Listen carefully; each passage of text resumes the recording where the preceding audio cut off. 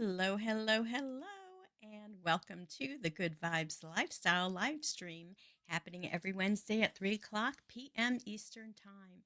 I'm your host, Leslie Klein, and I'm so happy to be here on this first day of spring. Can you believe it? So, this is all about the Good Vibes Lifestyle, which means living in the higher vibrations of love, peace, joy, happiness, prosperity, abundance, all the good vibes. And that's what it's all about because where we're vibrating is how we attract. So if we are vibrating in the higher vibrations of love, peace, joy, happiness, all of that, we will bring those experiences to us. And living in that lifestyle takes work. It's not an easy task. So I am streaming to several different places, like 5 different Facebook pages, Instagram, LinkedIn, and YouTube. And this show, if you ever want to find it afterwards, since Facebook is deleting lives after 30 days, go to my YouTube channel. And if you search at Raise Your Vibe and Thrive with the and spelled out, you will find the Good Vibes TV channel on YouTube. So that's how you do it. And I just want to again welcome spring. Today is the Spring Equinox, March 20th, 2025. And it is also known as the um, time to celebrate Ostara. Ostara is a goddess of the spring, and according to Celtic tradition, she is the goddess of spring, of new birth, of rebirth, and she has been celebrated for long. I want to say millennia, because people in the past have been more in tune with our nature than we have in the past. So happy spring. Again, so let me share with you. So the spring equinox actually happened this morning at 5:01 a.m. Eastern Time. And what I learned new this year is that on the spring equinox today, the sun rises due east and the sun sets due west. So this is a time of perfect daylight balance in terms of hours of daylight, 12 hours of daylight, and 12 hours of nighttime. So this is a time of balance. Both the spring equinox and also the fall equinox are times of balance where the way the planets are and where everything is located is at a place of balance. So is this also when the uh, sun enters the sign of Aries? And Aries is the first astrological sign. So in astrology, this is actually the beginning of a new year. So that's why springtime is so important. And I believe paying attention to um, you know, nature and the different cycles in nature and being in tune with them, whether you actually do something to celebrate spring today or Ostara today, whether you do a ritual or a meditation or just acknowledge, buy yourself some tulips. Acknowledge that today is the beginning of spring. So winter is behind, we can let go. And what's really interesting about the spring equinox, it's right in between the lunar eclipse we just had about a week ago and a solar eclipse that's coming up in about a week. So this is a very auspicious time, I would say, very powerful time to really kind of tune in. Plus, I've got more to share with you on that. So let's get into the astrological news.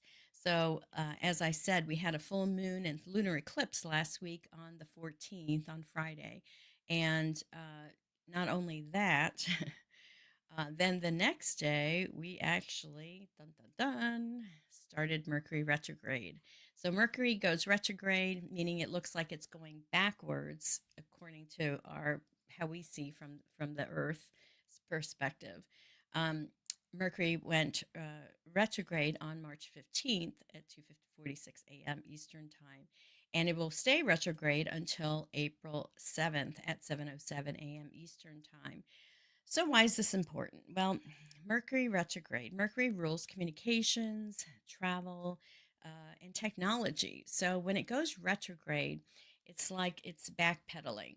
and there's more of a potential for disruption in communication, in technology, and travel. So it's always good um,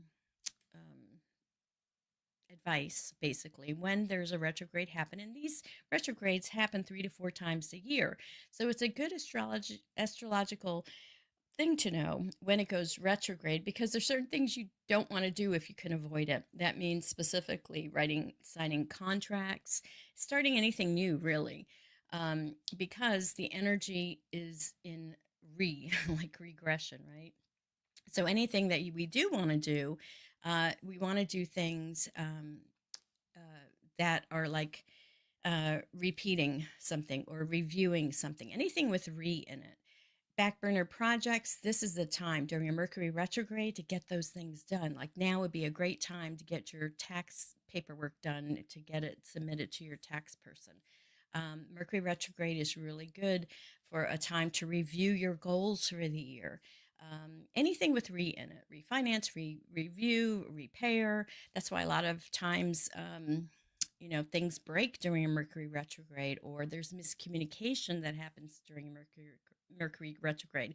So if you know when the Mercury retrograde happens, then you can avoid certain things that you may not want, that would be better. You're in more in tune with with the energy of what's happening. So again, it goes direct on April 7th. So if you can, don't sign any contracts till after April 7th. Don't buy anything new until that time. You could do the research for those things, like do all your research and everything, but don't take action on anything until after the 7th. Because if you do, more than likely, and it's happened, I've seen it not only in my life, but in the lives of others. I've seen it. If people do new things during a Mercury retrograde, they end up having to redo it. There's something wrong with it, or something wasn't done right, and they end up having to redo the whole thing. So, to avoid that, what do they say? Prevention is ounce of prevention is worth a pound of cure. This is true during a Mercury retrograde. So be aware, it's Mercury retrograde. So basically, that's what's going on. And this is why, if you've had some issues, which I've seen issues with bank accounts and things like that in my family, um, and correspondence and things not getting done, it's Mercury retrograde. This is just the energy we're in. So just be patient with yourself and be strategic. If we don't react, but we choose to respond, how we're going to respond to things, we're more empowered, right? So let's start talking about the Oracle of the Month. So, the Oracle of the Month this month, and every month I have a new um, deck that I talk about and promote. And this month's deck is called the Animal Elders Oracle by Asha Frost. And I've been really enjoying these decks. So, let me get the cards here and shuffle them. And I see we have a comment, so let's see what we got. Oh, Nefertiti San Miguel. Hello, my dear. Happy spring. Yes, happy spring to you too. You're up in Massachusetts, so I know it's super cold up there, because I'm in North Carolina now, and we had some nice warm days, and then it got to be a little cold. The top temperatures are dropping right now, and I planted some seeds, so I need to get them back in the house, because the soil's just going to be too cold for them to germinate. All right, so let us talk about the message here. I want to share the camera. There we go. There we go. So this is the Animal Elders deck. So let's see, what does Spirit want us to know on this first day of spring? What message does Spirit have for us? Okay. So it is the Elder Owl. Trust your inner knowing. So let me go ahead and read this. Elder Owl, trust your inner knowing. So when Owl shows up in your cards, you are guided to expect the unexpected. The Elder is our night guardian with impeccable vision in the darkest parts of the forest. Elder Owl is asking you to keep your wits about you and your eyes wide open. With their deep and impactful call through the night, they awaken the aspects of you that might be sleeping and ask you to be aware of your surroundings and to practice sharp discernment. Because of their ability to navigate darkness, some traditions have been afraid of the owl and have not been able to see their incredible potent medicine. This elder is perched in a tree, watching carefully, reminding you that they are not meant to be feared, but rather revered for their acute ways of seeing. They invite you to attune your senses to what is hiding in the shadows of the night without fear. Have you had interactions with others that feel off and you sense that their intentions are not in your best interest? Elder Owl asks you to trust your inner knowing. Are there uncomfortable truths rising before your keen eyes and you can no longer look away? Elder Owl asks you to believe what you see. In trusting yourself, you will be protected. And this and with this elder at your side, you gain powerful insight that will not lead you astray. And here the elder owl speaks. When you need to fine tune your relationship with your inner trust meter, I am here. It's easy to be deceived by the appearances of the outside world, but I am here guiding you back. Your body, heart, and spirit are telling you the truth, and I am here to encourage you to accept the truth. Do not be frightened by what comes forward. Your insight is here to protect you. When you choose to befriend what you see in the darkness instead of closing your eyes, you open yourself up to more beauty and love. So again, Elder Owl, trust your inner knowing. Trust your inner knowing. So what did you think of that? Uh, and Nefertiti says, wishing you a blooming season. Yes, Nefertiti does the Ikebana, which is flower arranging, and she does some beautiful arrangements and talks about the spiritual practice of that. So check her out. She's been interviewed on Good Vibes TV, so look for Nefertiti.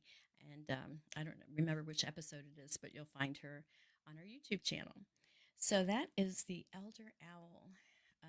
Very interesting because, yeah, a lot of people um, kind of see the owl as a harbinger of death and that kind of thing, more of a scary thing. But I always saw the owl as being wise.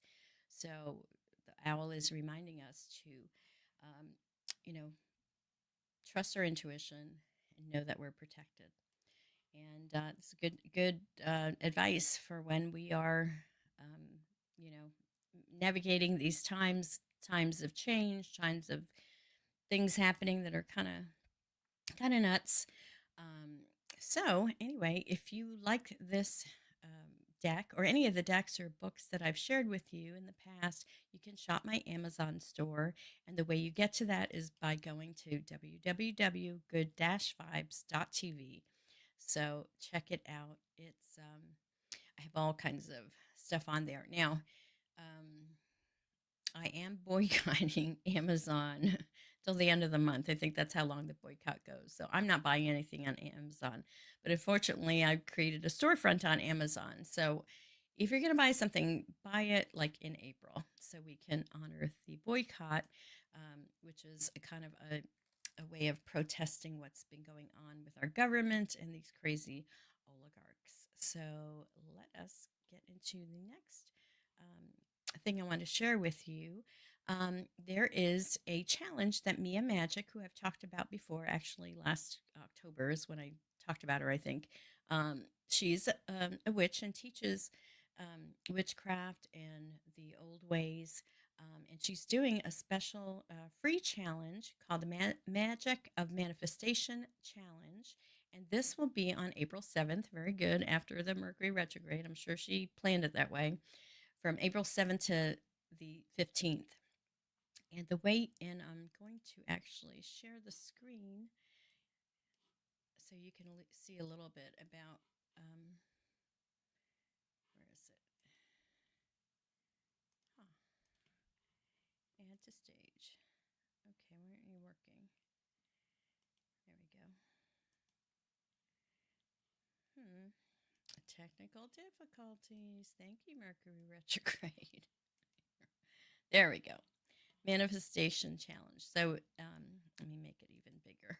Magic of Manifestation Challenge. It's a free adventure through the ultimate manifestation playground. So let's scroll through here a little bit so you can see more about this challenge. You'll go to I'll give you the link in a minute, and you just join the challenge. So she's been featured in a lot of different media.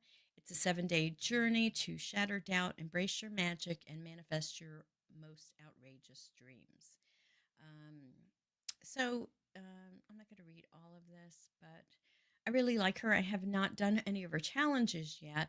So, but I wanted to share this with. And here she says, I once hid my magic to fit in. Now I show up fully and help others to do the same. So this may not resonate for everyone, but if you're into magic, if you're into Wicca, if you're into, the pagan religions, here we go. Here's what's included in the course. Um, daily, whoops. Here we go. Where are we? Here we go. A daily morning session, 90 minutes a day. There's featured speaker sessions, embodied rituals and practices, daily actionables, and a global conscious community. So, yeah, check it out. So, here, let me share with you the link to access this page. And it's just tinyurl.com/capital GVTV manifestation. And I will put that in the show notes on the YouTube channel. Okay, so next up is let me take that off. Tip of the week to raise your vibration. So last week's tip of the week was to practice a stream of consciousness journaling and purge which does not serve you. See, I'm having all tongue tied. Thanks, Mercury retrograde. Um, so practice a stream of consciousness journaling. Have you done that? This was last week's tip where you just purge out everything you want to release. You just write, just get it all out of your system. Kind of like, ranting or venting, with a friend, but you don't have you're not, um, burdening someone with it, but it is a great way to purge and let go of things that are really bothering you and you just want to make that decision to let those things go. This is an excellent tip to do that. Now, this week's tip of the week in harmony with the spring equinox is to actually meditate. And I found a cool meditation that you can do. It's on a channel on YouTube called The Psychic Soul, and it's tinyurl.com/capital GVTV spring meditation. And it's about a 24-minute meditation that would be great to do within the next 24 hours or so. So they get in line with the spring equinox. So I just really love, um, you know, doing different things like that to get in tune with nature. So that's what I got there for you. And, every week I've been talking a little bit about spiritual activism. And again, what I'm suggesting for people, besides economic boycotts of things that you feel led to, which in the previous weeks I have talked about. So I'm not going to repeat all those. But the thing that I love to do the most for my spiritual activism is to meditate and send love and light to the planet for about 15 minutes. This is something that Pam Gregory, the astrologer, has recommended. And she started doing this just on Sundays, but then she expanded it to every day of the week. So I have my little timer. I don't always do it every day of the week. I try to make sure I do it every Sunday for sure, and I'll use the Global Coherence app as well. But she's encouraging that we do this without any kind of technology. Just take the 15 minutes wherever you are in the world, whatever time, 2 p.m. Eastern time is in your time zone, and meditate. Send love and light to the planet. You could use a guided meditation if you want, or you could just intend to send love and light from your heart to the planet, to whatever conflict or place or leader, whoever whatever is bothering you, really. Just send them love and light. And know that sending that energy is a form of spiritual activism and will make all the difference. So that's what I got for you guys on this show. I know it's a little shorter than normal, and I'm just so grateful that you're all here. This is my 101 episode of the Good Vibes Lifestyle Podcast. And I want to thank you so much for watching and hope that you have a beautiful spring. And this is a time of rebirth, a time to, really reconnect with your dreams and see what seeds are you going to plant? What are you going to create these next 3 to 6 months? So, with that note, I want to say thank you for watching and I wish you all the best. Much love and light to everyone. Thank you for watching, and I will see you next week. Peace out, everyone.